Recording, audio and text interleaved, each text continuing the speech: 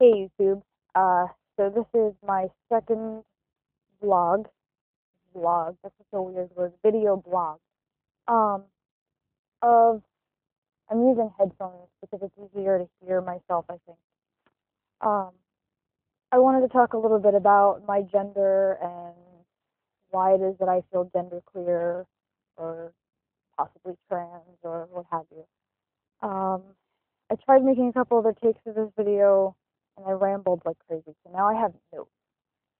Anyway, I think, as is the case with most trans or genderqueer people, I always knew something was up, but I didn't know what. I didn't make the connections as to why they were related or what they meant. And it wasn't until about a year and a half ago when I started making those connections and realizing that the things I was uncomfortable with had to do with being female. I hope I'm not talking too quickly, but it's cold and I can't help it. New Jersey's freezing right now. It's bull. Um. Anyway, body image is another obvious big thing. Chest, voice, body weight distribution thing. Um. Etc. Just different jealousy issues when it comes to male things, masculine body related things. And I always felt like I was missing out on those things, but I didn't know that it meant that I was trans, and I also didn't know that I could do anything about it. I just accepted it as this is the way it is. And I guess another thing that's bizarre now, um, I guess it seems naive now, but I thought that all lesbians felt that way.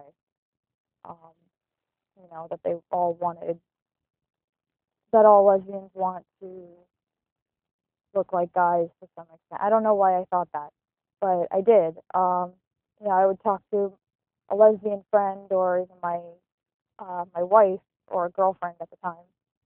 Um, at the time I came out, she was still not. We weren't married yet, but um, we would both say, "Oh, I want to be like whatever character, male character," and then it turns out that I'm thinking that I want to be them for completely different reasons than what she's thinking, which is, he gets the girl, whereas I'm thinking I want to look like that. So that's been the big realization for me. Um, the next thing, I guess, is social situations. Um, whenever being called sir is awesome. Um, although it rarely happens. My voice gives me away, which sucks, by the way. Um, uh, Pronouns and stuff didn't really bother me. I just accepted it. That's just the way it is. Until I started to make the connection that it was that what I was uncomfortable with had to do with my gender. That is what made the she and her and ma'am stuff start to suck a lot. Um, and before I would have been thrilled to be mistaken for a sir or a mister, but now that I'm trying to pass, I'm not, and now it's super frustrating. Um, and I mean, I spent a lot of time overcompensating to try to learn to love myself as female, trying to be conventionally attractive, um, wear the girlier clothes, or you know, and it felt like a costume. I thought I would eventually learn to love myself that way, and I did pretty much the opposite.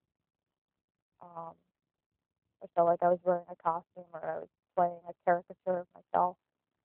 It was a really weird feeling. It's rough to feel that way every day. The last thing is that I don't feel that I relate to groups of women.